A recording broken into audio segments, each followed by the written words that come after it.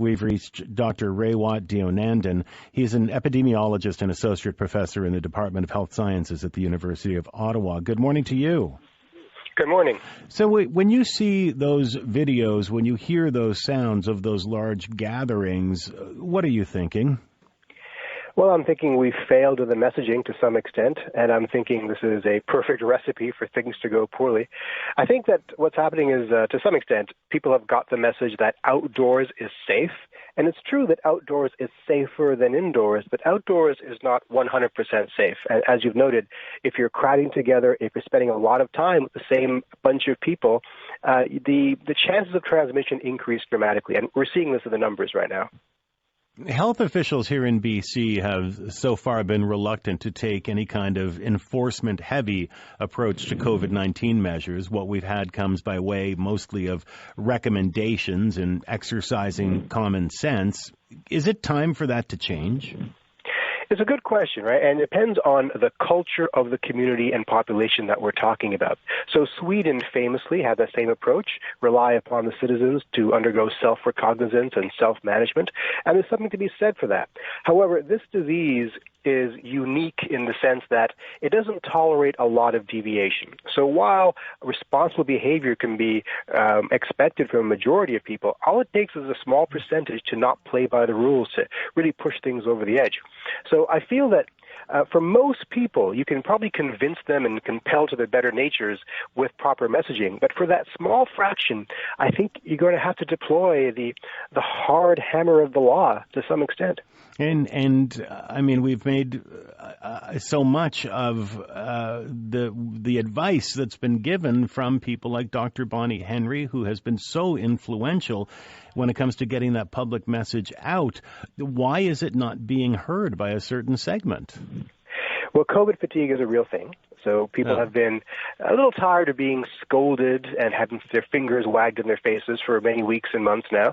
In particular, the younger demographic, the late teens, early 20s, and maybe early 30s, who really have a deep, well-ingrained desire to socialize and a lesser risk perception mechanism, shall we say, right? So for them, it's understandable that this is a compulsion.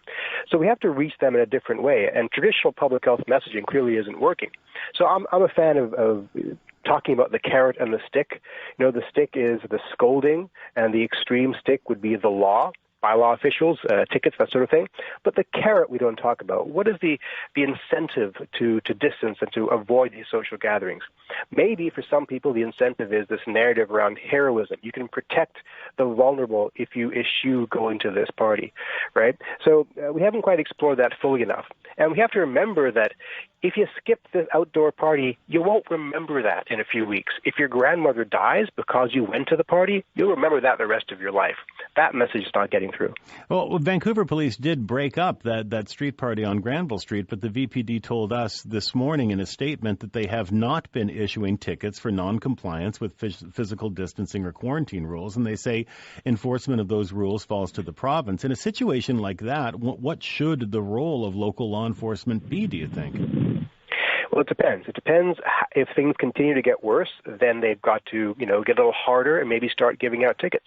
Right now, it's not that bad. I mean, it's trending in a bad direction, but it's not at a crisis stage. What I'm concerned about is that when schools open in the fall, will the caseload be low enough that we can do so confidently? So our goal right now should be everything in our power to get those numbers down to the basement so that schools can open safely. We're going to make masks mandatory on public transit here finally on the 24th of August. But if you looked at buses this weekend, I passed by a bus that had maybe 15 people on it, about 3 of them wearing masks. I mean, do we expect that that's suddenly going to change because there's an official order in place on the 24th of the month?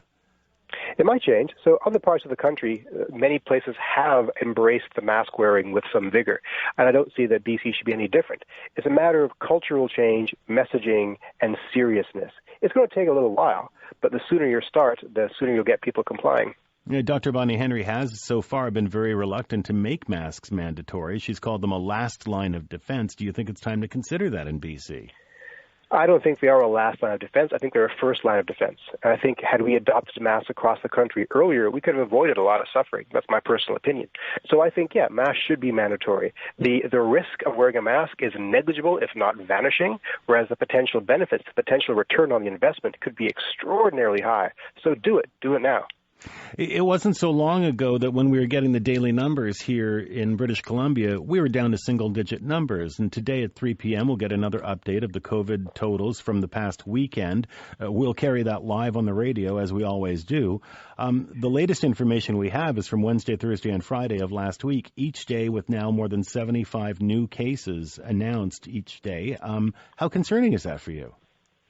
I'm not overly concerned, but I'm not happy about it. So to some extent, this was expected. As the economies open up a bit more, you're going to have an uptick of cases.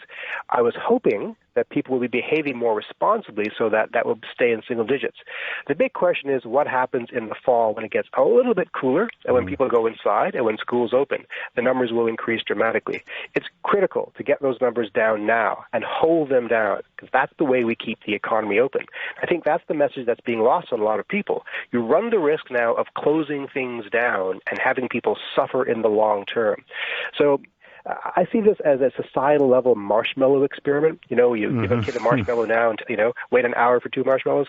If we can wait a few weeks or months to have our marshmallow, which is the big parties, then maybe we get more out of the bargain. We get an open economy, we get open schools, we get less death. And that message is not being sold enough. And how does BC compare to the rest of the country right now, even with those numbers?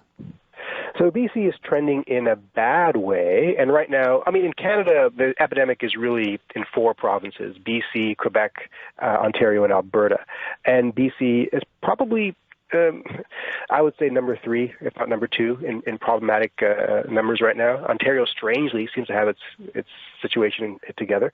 And I was hoping for better numbers out of BC, especially given the strong leadership under Dr. Bonnie Henry, who is a hero, a national hero in my eyes. So the burden of responsibility has shifted from the leadership to the people, and the people have to pull their weight now. Are we making too much of those new daily case numbers when we look at hospitalizations and particularly the number of people who are in intensive care? We have seen a radical drop in those numbers. We don't appear any longer to be, preparing for an onslaught in our emergency wards and ICUs. That's a really good point. That's true. We've done some heroic work, and that crisis is no longer there. Now the big challenge is, again, when the schools open and the students start to get it and bring it home to their elderly parents. We want to prevent every possible death. It's not simply a matter now of keeping the hospitals open. It's a matter of preventing unnecessary suffering and death. And I think we can all agree that if it's your grandmother or your parent or your sibling who dies of this, then it's a world-shattering tragedy. So do not put that burden on somebody else. Dr. Deonandan, it's very good to hear you today. Thank you for taking the time with us. Thank you so much. You take care. Well, it did take a while, but now all of BC